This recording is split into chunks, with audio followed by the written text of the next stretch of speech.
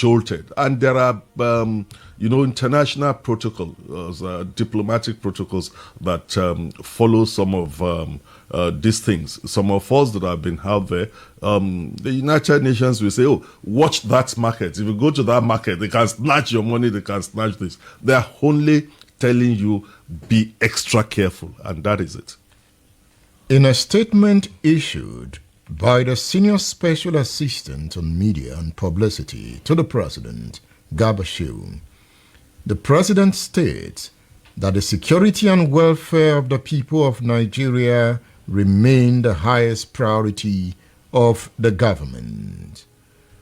Buhari says when it comes to advisory, Nigeria is no exception in having security threats. And he talks about heightened monitoring and interception of terrorist communications.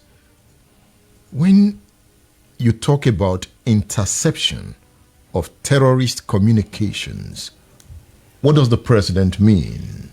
That's what they call lawful intercept. They're criminals that have probably been on the watch list, and in most cases, you want to follow up their activities. It is not peculiar to Nigeria. The United States of America did not get Osama bin Laden just sitting down. So there are follow-ups that to do with maybe ex-convict. Even in Nigeria, we have that. It's still in our law.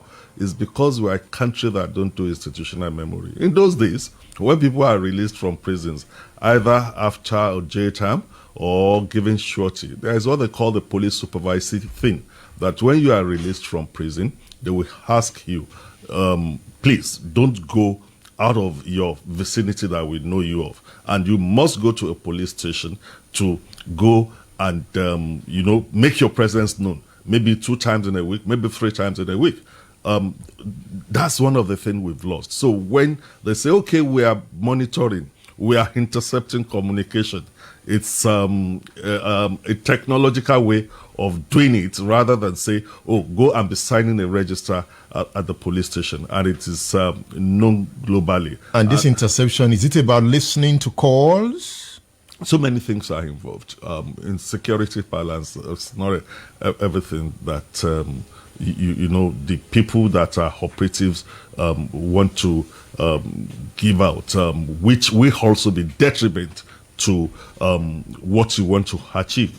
Because the primary obligation of government is to secure the people of the country or of the community. So when you do things, there are things that you do covertly. And when they say covertly, that is to say that you are doing those things on the ground because it's a war. The war between people that want to carry out their lawful endeavors and people that want to scuttle that arrangement. So when you talk certain things out, so the other people will go back and they will use that to plan because it's their business. That is where they make their money and earn their living from. The president talks about attacks being feared.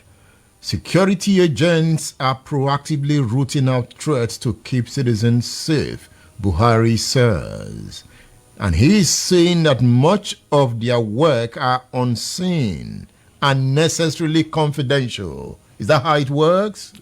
In the criminal world, that is it. It is like when the Owohis event took place and the governor of Ondo State, His Excellency, Governor Akeredolu, came out to say that, these people that attacked the church, they've even been within our community.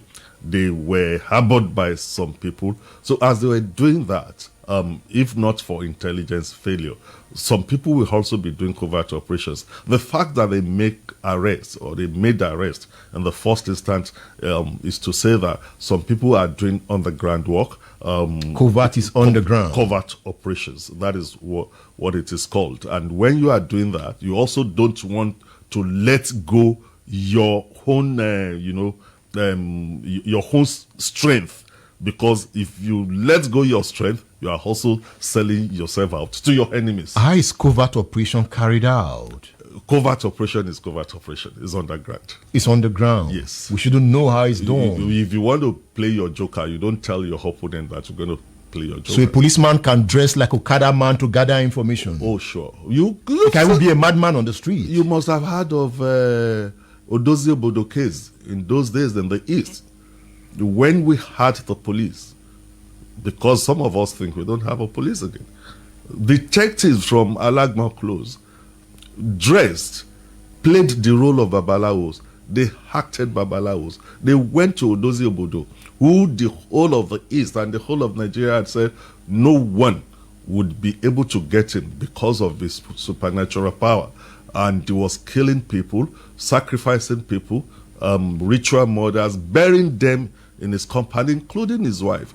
And you had detectives then, well-trained, who also joined his group of herbalists. Some went as in, we are even master herbalists. So they infiltrated his camp, consulting them, believing that herbalists, his colleagues herbalists are there, or this one has more power than me. And it's in the process they were able to find out that, they have graves dug in his compound. So that was when we had what we call the Nigeria police. So many operations like that. The Akpalara case was there and all those things. So that's how things are done globally. You will see detectives dressed like a madman. You will see detectives, go do Brishoke. In Lagos in those days when we were there, we've had detectives that, they will join a gang of criminal. They will join the garage boys. They will also carry out the work of, we are kidnappers, in the cause of, getting to the root of what they want They to can get. also be prostitutes. Of course, yes. So many like that.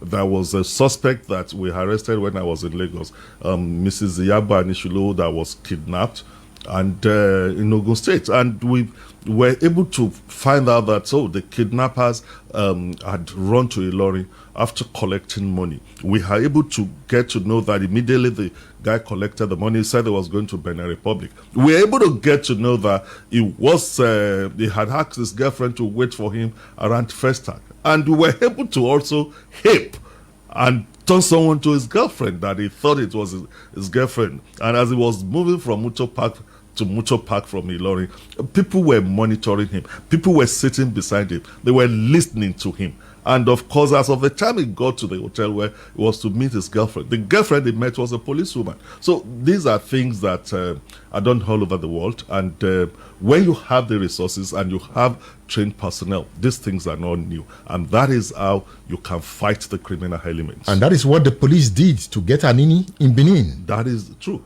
Even in Lagos State, the most notorious person when I was commissioner of police was somebody we called TK. His Babalawo would tell him, look, don't move out.